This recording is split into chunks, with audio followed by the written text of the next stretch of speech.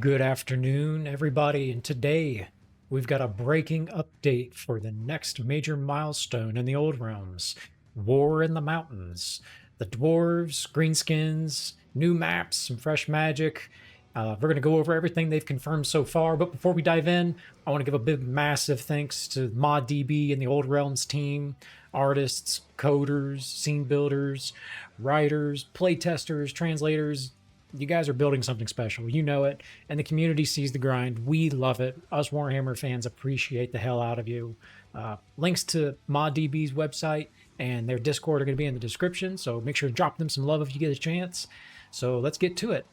Today, we're going to walk through some of the Dowie models, their paths, the Ironbreaker, the Slayer, Runesmith, plus runes, enchantments with some item previews. Then we're going to showcase the Greenskins, their units, the boars, some of their weapons.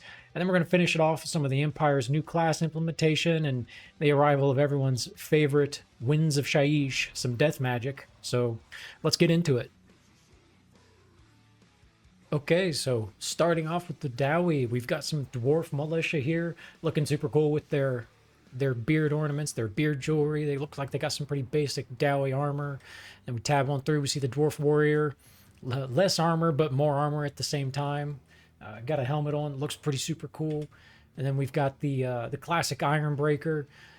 Looks exactly like something out of Warhammer 3. It's probably where they got some of the inspiration for a lot of their models, that and obviously the lore. But if we keep going through, we can see the Thane, which is going to hopefully end up being one of the heroes that we can recruit, or maybe even a potential career at some point. Keep tapping through. We got the Longbeards, probably a high tier Dowie trooper. Going to be a lot of fun to see these guys sit and hold a shield wall. And then obviously they're going to start including some legendary lords like they have with all the other factions. Because already in Old Realms, you've got Manfred von Karstein, you've got Emperor Karl Franz, you've got Lewin Leoncoeur, you've got all those people. So having some dwarf major lord in here is going to be great. Some really recognizable character. I sincerely hope that they include Gotrek and Felix, although I doubt they will. If they don't, I'll just make my own Gotrek and Felix and do my own playthrough. But overall, here's the character creation scene. Pretty standard. We don't know exactly what all of these are going to do or what they're going to entail, but at least it's looking like it's getting pretty fleshed out. And then we come through, we see the Dowie cannons. Obviously, the Dowie are going to be a gunpowder faction just like the Empire. Hopefully, they put some different sort of spin on some of their gunpowder units. Grudge Rakers, Thunderers, stuff like that. Maybe even some organ guns would be super cool. The Empire has mortars, and the Empire has cannons. Now, the Dowie have cannons, clearly, but I'm just wondering whether or not they have some other type of major gunpowder unit that's going to be really cool to use. It seems like it'd be overpowered, but it's really not. Especially if you start fighting the vampires or an entire Bretonnian army filled with cavalry, but that's besides the point. Keep pushing through. They've already gone through and made some of the dwarf keeps, and they've started to showcase them a little bit. Everything's starting to look like it's really coming together. These settings are super cool. They've obviously put a ton of work into them. The art is fantastic. Moving forward, and then we've got our first class. Our first career choice is going to be an Ironbreaker. Obviously, this is just going to be the typical melee build. Hopefully, it's not just melee. They have some sort of gunpowder involved with this build, because I don't see an engineer build yet, although they might be planning on doing that later in the future. You can see some of the career trees they have: Nest Cleansing, Tunnel Watch, Iron Drakes, Shield Wall, Iron Price. Makes me think there's going to be some really cool weapons and cool dwarf units that we haven't seen yet. We keep pushing through. We can see here that we've got the Slayer is also going to be another career they're going to include. How could they not? I can tell you right now, my first Slayer playthrough is going to be a Gotrek and Felix playthrough. I don't care if I have to mod it out to get myself a Felix, or pick a certain companion that kind of looks like him, some stringy blonde dude. But we are 100% doing a Gotrek and Felix playthrough with this build. Looks to be super cool. Everything seems to be coming along really great. You can see some of the Slayer models here. They're starting to come together. They got their beard ornamentation, almost no armor, big great crests, super awesome. And this is the most recent blog post that they've made so far. ModDB is the Rune Lord is going to be the next career tree you can go into. Obviously, looking super cool. These guys know what they're doing. They're super accurate to the lore, and there's all kinds of artistry out there that depicts these guys. So it's not like it's hard to get wrong. It's just hard to do it well, and these guys are doing it well. That's for sure. And here's their career tree. It doesn't look too fleshed out on the bottom. They might not be done with that. It might only be just that. But because they're including a runesmith, they went ahead and started to include the concept of just rune crafting and enchanting items in the game, period. So not just the Dowie are going to be able to make magical weapons, it's also going to be the Empire, the vampires, they're all going to be able to make magical weapons. And it's all going to kind of be their own thing. They're going to have their own resources, their own enchantments and things they'll be able to do. Obviously, as a runesmith, you don't start off being able to craft all the high-end items. Why would you? But to give it some sort of progression and some sort of thematic follow through, there's going to be some runesmith quests and things like that where apparently you have to do some smithing contracts and learn some runes, and eventually that'll help you level up all your runesmithing. It's super cool. That's super thematic. Goes right along with the runesmiths and what we love about them. And then, they went ahead and showed us some of the pictures. This is a Dowie axe, you can see. And if you look at the bottom, it says, one of the enchantments, ignore 95% of the target's armor. And then you see another 50% extra swing speed, 15% extra physical damage. If you've ever picked up a two-handed axe in Bannerlord 2, no matter what mod you're playing on, or if it's just baseline, base game vanilla, if you pick up an axe and you're good with it, you're going to cut through so many people. Being able to actually increase your swing speed with an enchantment is going to be huge. And they actually give us a showcase of it a little bit. Here, I'll play it for you. And he's just mauling the fuck out of these guys.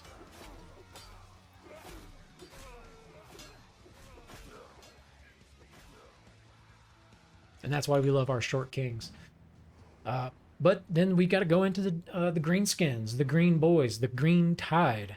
Here you got the Savage Orc and Goblin character creators here. Looking great. They look super accurate. They look like they're going to be a ton of fun to sit and fight or even play as. Then you got your more goblins here. These guys will probably be your chaff, your militia units that you find in settlements, and your tier 1 units that you can recruit. Then you got your orc boys, probably going to be your baseline greenskin that you can fight or pick up at these probably greenskin raiding villages and things like that.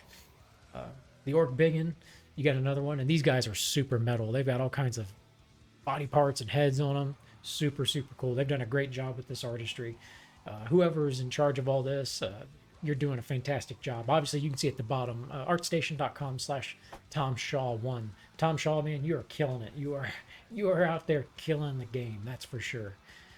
And then you've got the Black Orc War Boss. This guy's going to be super cool to play as, and I definitely hope we can pick him up as a companion. And Warhammer 3, the Black Orc Big Boss, is probably one of my favorite side characters to pick up. They're so tanky. They're such an awesome and cool and thematic character. It goes hand in hand with the greenskins. You can't not have these guys. You can't not have them. But then you gotta include their cav, which is going to be the boars. I know that they're probably going to implement them the same way they do the demogryphs. Just do a shader over it and give it some different values and stuff. I just wonder if certain boars are going to do more damage than others. Like if you get a baseline boar, is it going to be the same as like a regular horse? Is it going to be something that levels up with you? I don't know. It'll be super cool to find out. I'm sure they've got something cool planned. And then you can obviously see the orcs are going to have their own weapons, their own ways, and their own weird boys and tech boys putting stuff together. Super cool.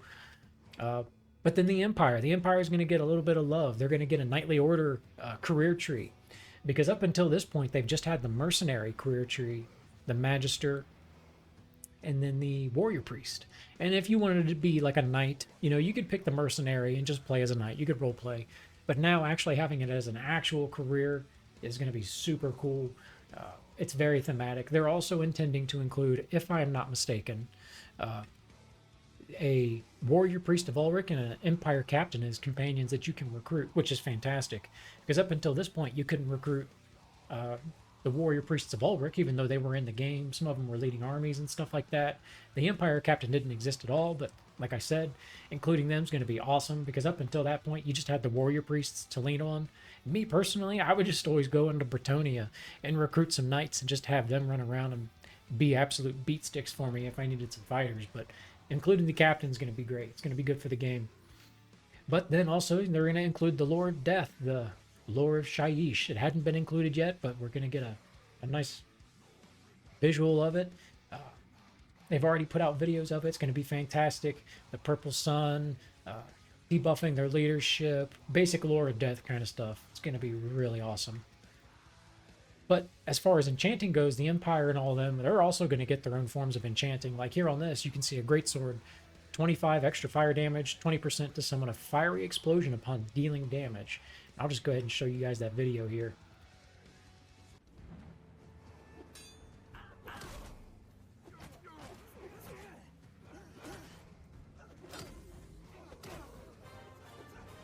Yeah, these guys are going to be an absolute menace. They're 100% going to give you a tough run for your money. But overall, that's about it. So far, they've just been putting out updates about every 2 to 3 months. They haven't exactly put out when this update is going to come through. They just say when it's finished, it's finished. Typically, they release later in the year towards September, November. But every time they've come back to do an update, it's been bigger and bigger and bigger. And they've got more and more people working on it. And they're just getting more and more creative and involved with doing this mod, which, hey, you know what? If it takes another 6 months, if it takes another 8 months, I really don't care because the mod is super cool. Me personally, I bought Bannerlord and I didn't click with it. And it sat in my Steam library for like a year. And then a buddy of mine introduced me to Old Realms, and I'm a big Warhammer nerd anyway, so I tried it out. My first 200 hours of Bannerlord were in the Old Realms mod. Now I've, gone over and played the vanilla, and I really enjoy it too now because I'm actually hip to the game. But overall, the Old Realms is really something special. These mods, they're doing it for free. They don't have to do any of this. They don't get paid for it because they're, not trying to piss off James Workshop because you know how GW is. But overall, really excited for the next update coming out. There's a lot of great things coming out of ModDB. That's your guys' pulse on the war in the mountains. A huge thanks again to the Old Realms devs. Your updates kind of keep the community buzzing. They kind of keep us coming back to Bannerlord for more. It keeps us involved in Warhammer, something we all love. So all in all, I'm super excited for this update. Just let me know in the comments what you plan on playing first. A big goblin horde, a massive black orc playthrough, maybe an Empire Knightly Order with some death magic. I'm personally going to be making a full roleplay Gotrek and Felix playthrough, a Slayer playthrough, so I'm really looking forward to that. If you like updates like this, drop a like and subscribe for more Pulse Touches on some Bannerlord and Warhammer news.